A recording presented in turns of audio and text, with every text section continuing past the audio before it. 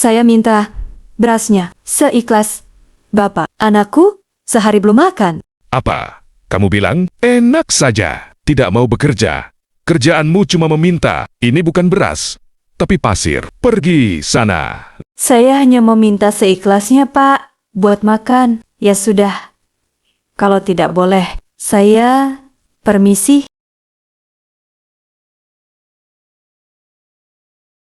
Halo sobat semua. Pernahkah kalian mendengar sebuah kisah di tanah Jawa pada masa lalu, ketika dakwah Islam berkembang melalui tangan para wali seperti Sunan Kalijaga dan Sunan Bonang?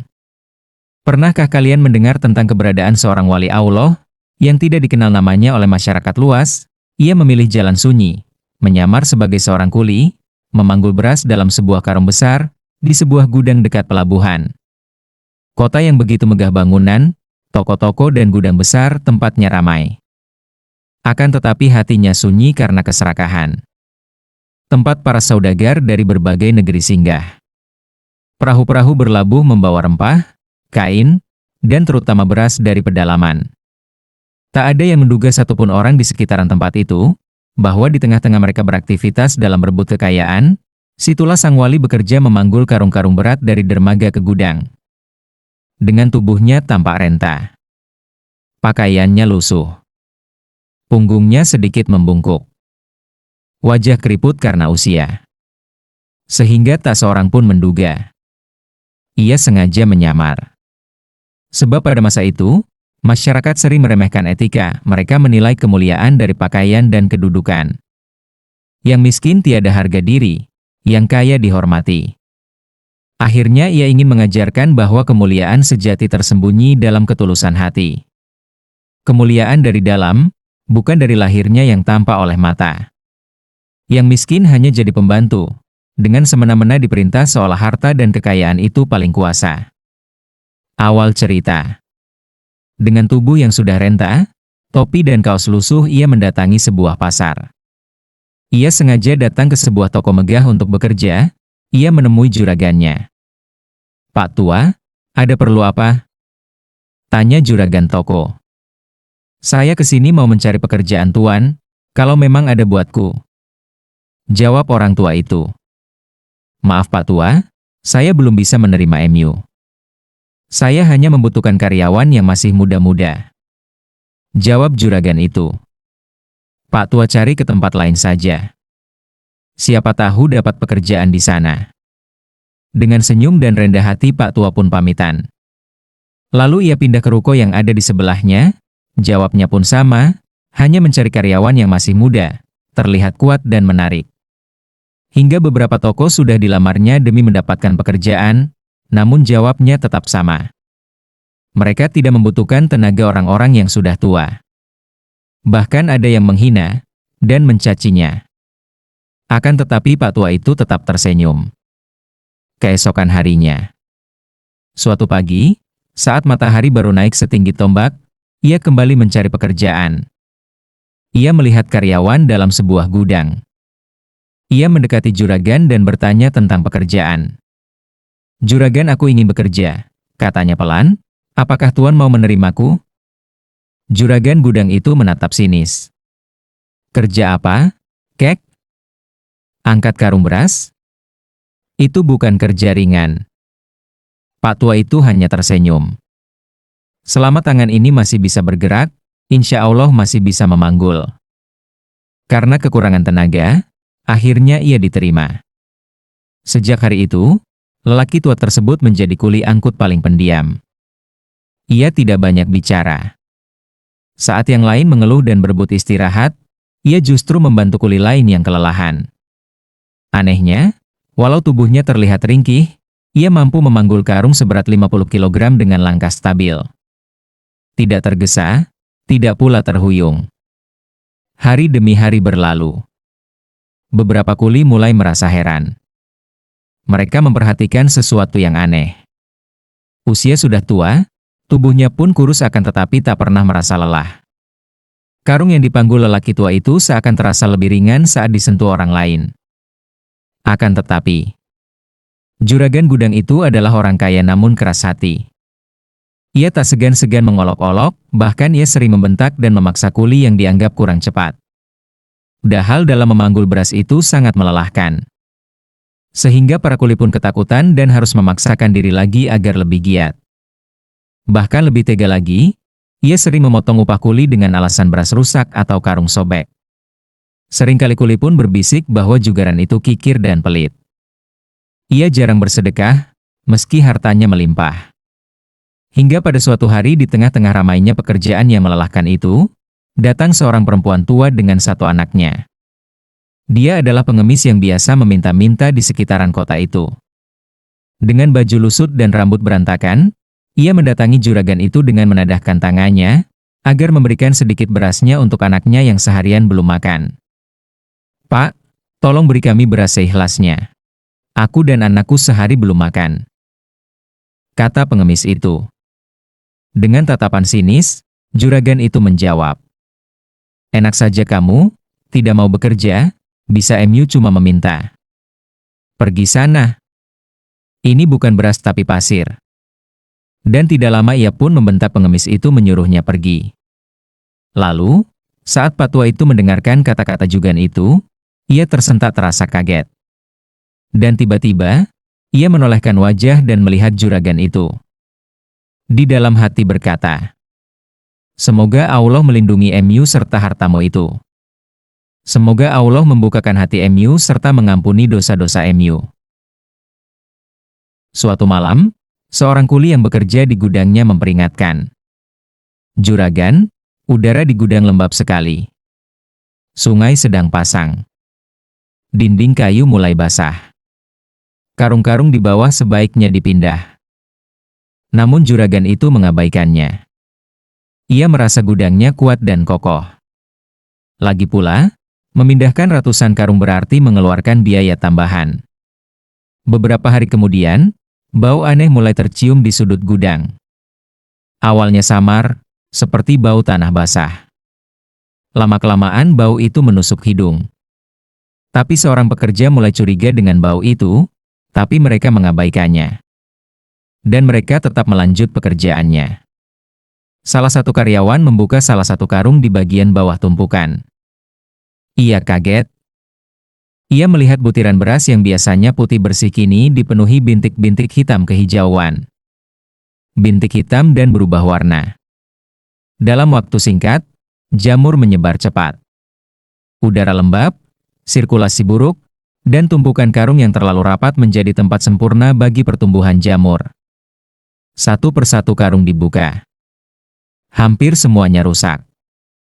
Beras menghitam, berbau apek, menggumpal, bahkan sebagian berubah menjadi bubur lengket karena air rembesan sungai yang tak disadari telah masuk melalui celah lantai kayu.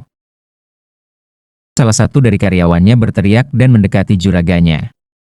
Bahwa beras di dalam karung yang ditimbun dalam gudang itu, sebagian ada yang berubah kotor, hancur, sebagian ada yang bercampur dengan tanah liat. Bahkan ada beras yang dalam satu karung itu berubah menjadi pasir. Akhirnya juragan itu kaget dan tersentak. Ia pun langsung pergi ke gudang untuk melihatnya. Ternyata, air merembes dari lantai yang retak akibat tekanan banjir. Kelembapan naik ke tumpukan karung bagian bawah, merambat perlahan ke atas. Akhirnya juragan itu terdiam kaku, wajahnya pucat pasi. "Tidak mungkin. Ini tidak mungkin," katanya. Ia membuka beberapa karung dengan tangannya sendiri. Ternyata benar. Ratusan karung rusak dan busuk. Usaha juragan itu akhirnya hancur lebur di hari itu. Juragan itu terduduk di atas lantai gudang. Suaranya bergetar. Ini kerugian besar. Apa yang harus saya lakukan lagi?" katanya. Para pekerja mulai berbisik. Beberapa merasa kasihan, beberapa takut upah mereka tak akan dibayar. Kerugian yang dialami juragan beras itu bukan main besarnya. Ratusan karung hasil pembelian berbulan-bulan tak bisa dijual. Tidak layak konsumsi. Tidak laku di pasar. Bahkan untuk pakan ternak pun banyak yang ditolak. Tidak lama ia mencoba menjual dengan harga murah. Namun meskipun penawarannya jauh di bawah harga pasaran, Para pembeli menolak setelah melihat kondisi berasnya. Tiap hari juragan itu kebingungan dengan kerugian dari usahanya. Hingga tak memperdulikan kesehatan. Sampai tubuhnya bertambah kurus dan kebingungan. Tidak lama kabar itu menyebar luas dari pedagang satu ke pedagang lainnya. Nama baiknya runtuh. Orang-orang berkata, itulah akibat menimbun saat orang susah. Dulu ia orang yang disegani di kota itu karena kekayaannya, kini semua orang meremehkannya. Kerugian finansialnya mencapai hampir seluruh modal usaha. Ia masih memiliki hutang kepada beberapa pemasok gabah. Pegawai-pegawainya mulai pergi karena tak lagi digaji. Gudang yang dulu penuh kini menjadi tempat bau dan sarang tikus. Karung-karung rusak dibuang ke sungai, mencemari air. Warga semakin murka. Dalam hitungan bulan, juragan yang dulu disegani berubah menjadi lelaki murung yang duduk sendirian di beranda rumahnya. Ia menyadari satu hal pahit bahwa keserakahannya sendiri yang menghancurkan segalanya. Seminggu berikutnya, tubuh juragan itu semakin kurus dan melemas. Tiada lagi solusi yang didapat untuk menutup kerugiannya. Seiring hujan turun deras disertai petir yang menyambar-nyambar, juragan itu tiba-tiba terjatuh di ruang tamunya. Tubuhnya menggigil, napasnya berat, dan wajahnya pucat. Dan akhirnya, ia pun jatuh sakit, mengalami depresi dan sakit beras akibat tekanan. Tidak lama kabar itu pun menyebar di seluruh kota. Tabib kampung dipanggil dengan tergesa-gesa. Setelah memeriksa, sang tabib menggeleng pelan. Penyakitnya berat. Bukan sekadar demam biasa. Tubuhnya lemah, dan hatinya pun tampak penuh beban, ujar tabib itu pelan. Sejak malam itu, ia terbaring lemah di ranjang. Beberapa pedagang kecil datang menjenguk, sebagian karena tulus, sebagian karena rasa sungkan. Di atas ranjangnya, ia menatap langit-langit kamar yang luas. Ia mulai merasakan sesuatu yang belum pernah ia rasakan sebelumnya. Ketakutan dan penyesalan. Dalam sakitnya, ia sering teringat wajah-wajah para kuli yang berkeringat di bawah terik matahari. Ia teringat seorang kulit tua yang pernah memohon agar upahnya tidak dipotong. Ia teringat seorang janda pedagang kecil yang meminta keringanan harga beras saat musim paceklik. Dulu, ia menganggap semua itu bagian dari kerasnya dunia dagang. Namun kini, ketika tubuhnya tak berdaya, hatinya mulai bertanya-tanya. Bahkan ia pun teringat pengemis yang membawa anak, telah diusirnya. Seolah sakitnya tak akan dapat disembuhkan. Bahkan ia pun merasakan kalau ajal telah mendekatinya. Hanya penyesalan dan kesedihan yang dialaminya. Dan akhirnya, suatu malam saat ia bersama istrinya, ia berbicara pelan dengan berbaring. Ia bilang, "Seandainya saya masih diberi kesempatan sehat dan umur panjang, aku berjanji akan memberikan sebagian hartaku kepada orang yang berhak menerima. Aku akan memperbaiki sikapku terhadap orang lain, termasuk kuliku. Upah mereka tak akan kupotong, justru akan aku tambah." Dan akhirnya, di tengah malam saat ia tertidur, ia bermimpi bertemu dengan bayangan yang menyerupai kulinya. Ia teringat kalau wajah itu adalah kakek tua yang pernah melamar kerja, yang biasa pakai topi dan kaos lusut. Yang biasa ia bentak di saat ia memanggul beras dalam karung. Dalam mimpinya, ia melihat kakek itu memberikan kursi kepadanya di saat ia lelah. Dan keesokannya saat terbangun, ia pun teringat dengan mimpinya, tapi ia mengabaikannya. Di malam berikutnya, saat tertidur, juragan itu kembali mimpi bertemu wajah kuli itu lagi. Dalam mimpinya, kuli itu tersenyum, meneduhkan dengan mata yang dingin. Dan akhirnya, keesokan harinya juragan itu pun berpikir, berusaha menafsirkan mimpi yang dialami 2 malam berturut-turut itu. Kenapa aku selalu bermimpi ketemu kakek kuli itu? Apakah mimpi yang kualami bukan sembarang mimpi? Dan akhirnya, bersama istrinya ia berusaha memanggil kakek itu. Niatnya juragan itu hanya ingin meminta maaf. Akan tetapi mimpi itu merupakan lambang kebaikan yang akan diterimanya. Suatu sore, seorang kuli tua yang mereka panggil itu datang. Dengan langkah pelan, ia masuk ke rumah hingga ke kamarnya. "Assalamualaikum, juragan," sapa kuli dengan lembut. Juragan itu menoleh pelan. Matanya berkaca-kaca. Waalaikumsalam, kakek. Kau masih mau datang? Suaranya lirih. Kakek tua itu tersenyum. Sakit tidak memilih orang, juragan. Kita semua sama di hadapan Allah. Dan akhirnya, dengan kata-kata yang sederhana itu, mampu menghantam hati juragan itu. Ia menangis untuk pertama kalinya di hadapan orang yang dulu sering ia bentak. Lalu juragan itu meminta maaf atas perilakunya selama ini. Dengan meneteskan air matanya, ia bilang kepada kakek tua itu, "Kakek, saya meminta atas kesalahanku selama ini. Saya berjanji, suatu saat jika aku sembuh, aku akan mengembalikan hak MU, upah kerja MU yang pernah saya potong." "Sudahlah Pak, saya sudah ikhlaskan semua. Justru saya yang berterima kasih kepada Bapak, karena saya sudah Bapak terima kerja. Bagiku, Bapak adalah orang yang sangat baik, karena sebelum saya menjadi kuli Bapak, tak ada satupun orang yang mau menerimaku kerja." Jawab kakek tua itu. Akhirnya juragan itu pun semakin terharu mendengarnya. Tidak lama, ia dan istrinya menceritakan tentang mimpinya itu. Lalu Pak tua itu menjelaskan kepada mereka tentang arti mimpi yang ia alami selama 2 hari itu. Ia berkata, terkadang mimpi itu terjadi hanya karena sebuah bunga tidur. Terkadang pula mimpi itu karena lamunan. Bisa juga, mimpi terjadi karena sebuah lambang dan petunjuk. Jadi semua itu tergantung pada kondisi orang yang mengalaminya. Semoga saja, apa yang Tuhan mimpikan itu pertanda baik, sebagai petunjuk agar Tuhan bisa sembuh dan menjadi orang yang lebih baik lagi.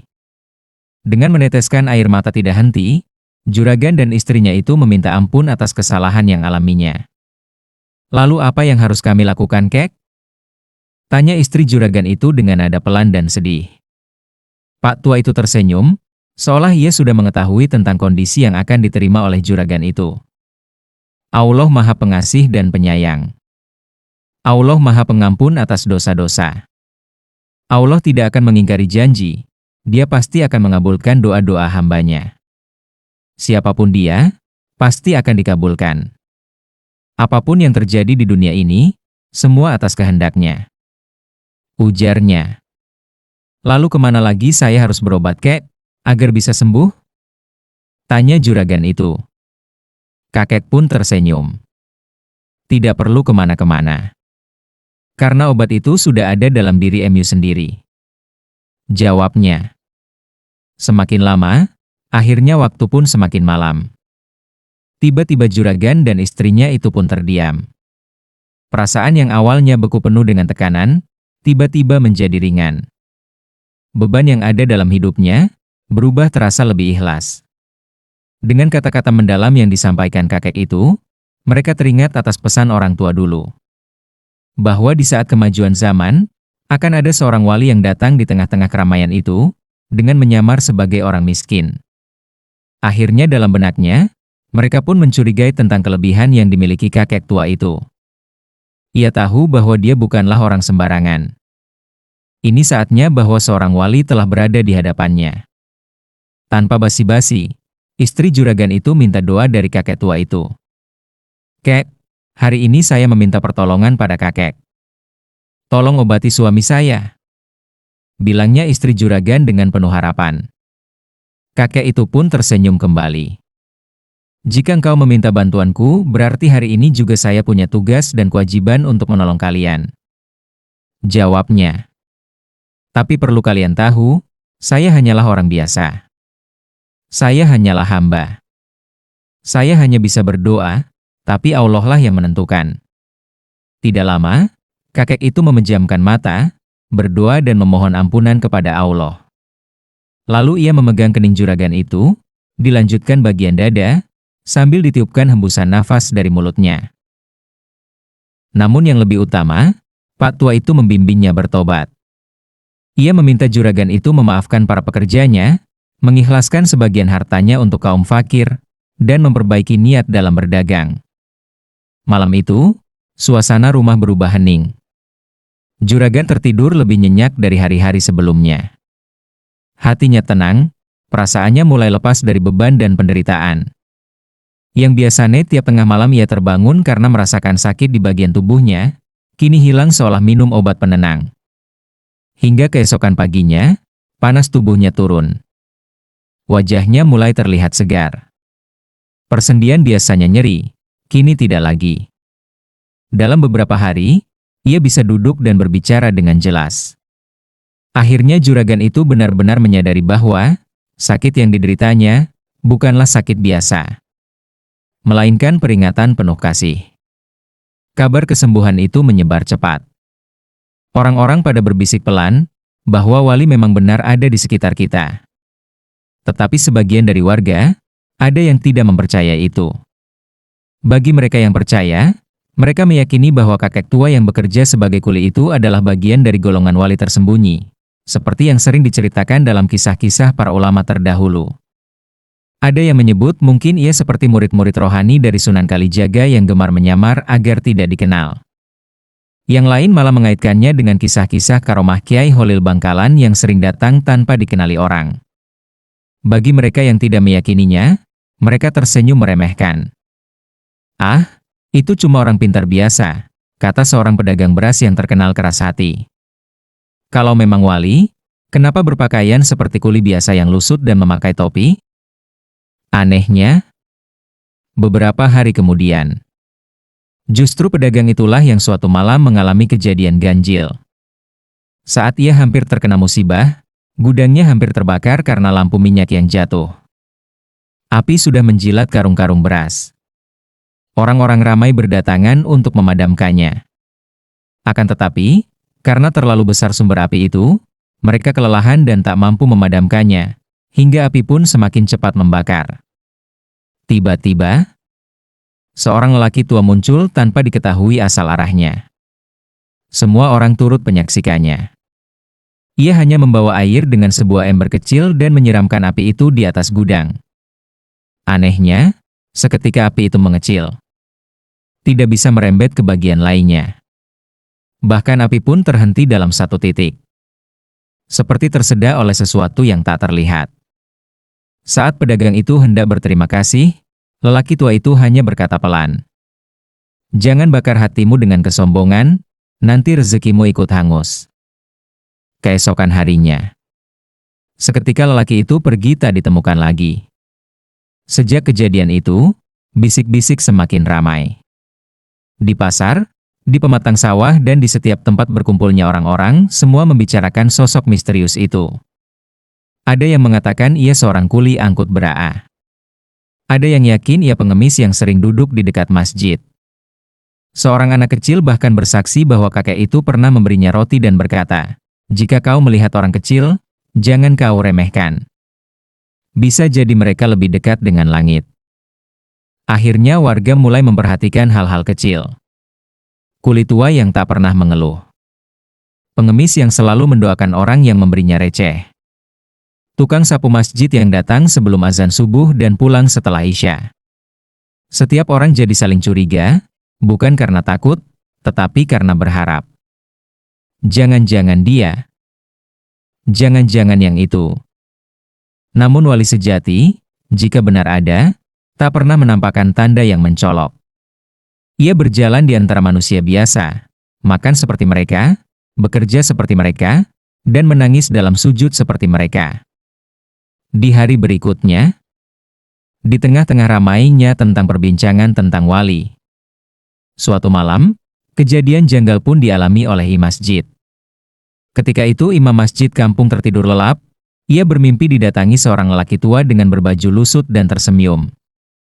Lelaki itu berkata, "Jangan sibuk mencari siapa wali. Sibuklah memperbaiki diri. Jika kalian baik, kalian tak perlu tahu siapa kami."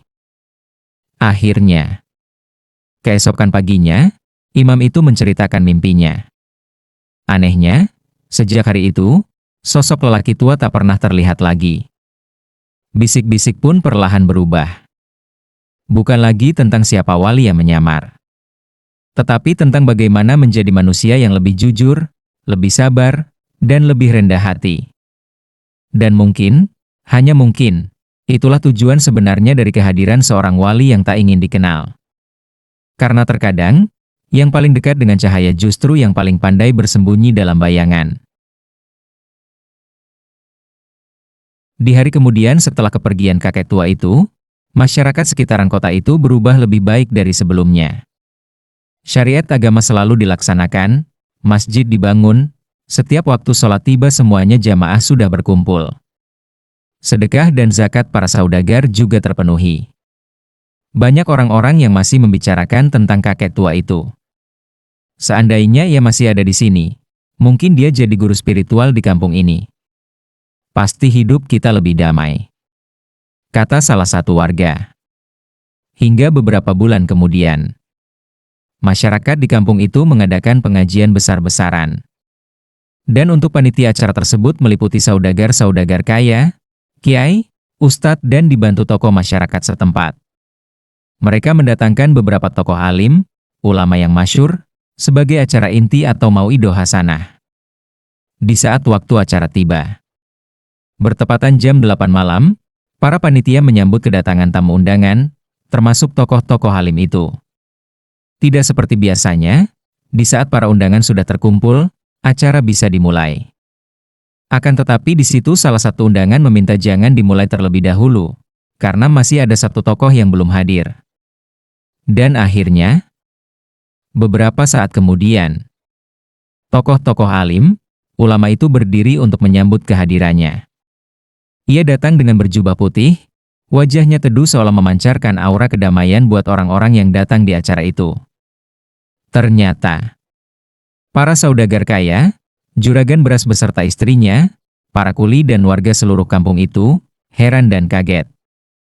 Wajahnya tak asing lagi, ia adalah seorang kuli beras yang pernah bekerja di kampung itu.